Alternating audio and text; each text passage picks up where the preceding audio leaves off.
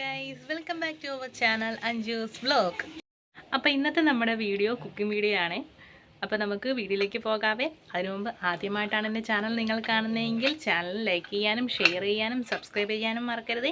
Subscribe ബട്ടൻ്റെ തൊട്ടപ്പുറത്തൊരു ബെല്ലൈക്കനുണ്ട്, അതിൽ click ചെയ്യുകയാണെങ്കിൽ ഞാനിടുന്ന എല്ലാ വീഡിയോകളുടെയും നോട്ടിഫിക്കേഷൻ നിങ്ങൾക്ക് വേഗം തന്നെ കിട്ടുന്നതായിരിക്കും. അപ്പോൾ നമുക്ക് നേരെ വീഡിയോ. അപ്പം നമ്മൾ ഇന്ന് കുക്ക് ചെയ്യാൻ പോകുന്നത് ചിക്കൻ കൊണ്ടാട്ടമാണ്. അപ്പോൾ അതിന് ആവശ്യമായിട്ടുള്ളത് ബോൺലെസ് ചിക്കൻ വേണം നമുക്ക്. അപ്പോൾ നമ്മളിവിടെ ചിക്കൻ ഒരു എമൗണ്ട് എടുത്ത് വെച്ചിട്ടുണ്ട്. അതിൽ നമ്മൾ മഞ്ഞൾപ്പൊടിയും ഉപ്പും ഇട്ട് നമ്മൾ മിക്സ് ചെയ്ത് വെച്ചിരിക്കുന്ന ചിക്കനാണ് കേട്ടോ. അതേപോലെ തന്നെ നമുക്ക് കുറച്ചേറെ ചെറിയുള്ളി വേണം കേട്ടോ. അപ്പോൾ ചെറിയുള്ളി നമ്മൾ റെഡിയാക്കി വെച്ചിട്ടുണ്ട്. പിന്നെ ഇഞ്ചി വെളുത്തുള്ളി പേസ്റ്റ് കുറച്ച് എമൗണ്ട് മതി. അപ്പോൾ അത് നമ്മൾ പേസ്റ്റാക്കി വെച്ചിട്ടുണ്ട്. ഇനി കുറച്ച് കറിവേപ്പില കുറച്ചേറെ നമ്മൾ എടുത്തിട്ടുണ്ട് കേട്ടോ. ഇത് നമുക്ക് വേണ്ടത് ടൊമാറ്റോ കെച്ചപ്പാണ്. അപ്പോൾ നമ്മൾ ഈ ഒരു പാക്കറ്റാണ് എടുത്തിരിക്കുന്നത്. ഇത് നമുക്ക് ആവശ്യമായിട്ടുള്ളത് ചില്ലി ഫ്ലെക്സ് ആണ് കേട്ടോ. അപ്പോൾ അതും നമ്മൾ ആവശ്യത്തിനൊരു എമൗണ്ട് എടുത്ത് വെച്ചിട്ടുണ്ട്. ഇനി നമുക്ക് ഇതിലേക്ക് നമ്മൾ എടുത്തു വെച്ചിരുന്ന മഞ്ഞൾപ്പൊടിയും ഉപ്പും ഇട്ട് മിക്സ് ചെയ്ത് വെച്ചിരുന്ന ചിക്കൻ നമുക്ക് മുളക് പൊടിയും കൂടി ഇട്ട് ഒന്ന് മിക്സ് ചെയ്ത് കൊടുക്കാം. കൂട്ടത്തിൽ തന്നെ നമുക്ക് കുറച്ച് ലെമൺ ജ്യൂസും കൂടെ ആഡ് ചെയ്ത് കൊടുക്കാം കേട്ടോ.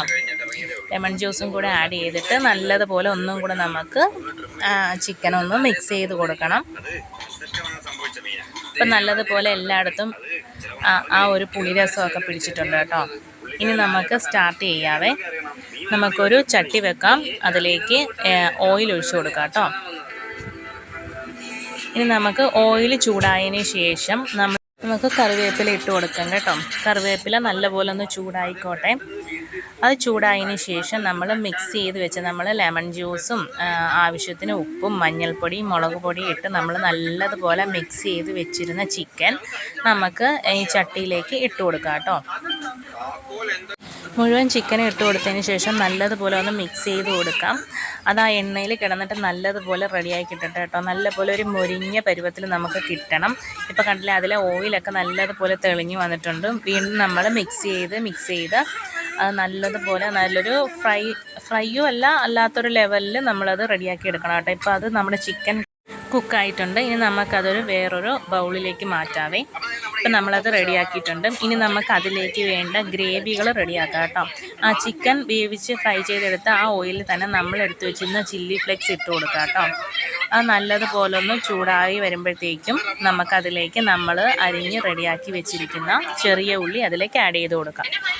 ചെറിയ ഉള്ളി ഇട്ടിട്ട് നമുക്കതൊന്ന് നല്ലപോലെ ഒന്ന് മിക്സ് ചെയ്ത് കൊടുക്കാം. ഇനി ചെറിയ ഉള്ളിയും ചില്ലി ഫ്ലെക്സും കൂടെ നല്ലതുപോലെ ഒന്ന് വഴണ്ട് വരട്ടെ.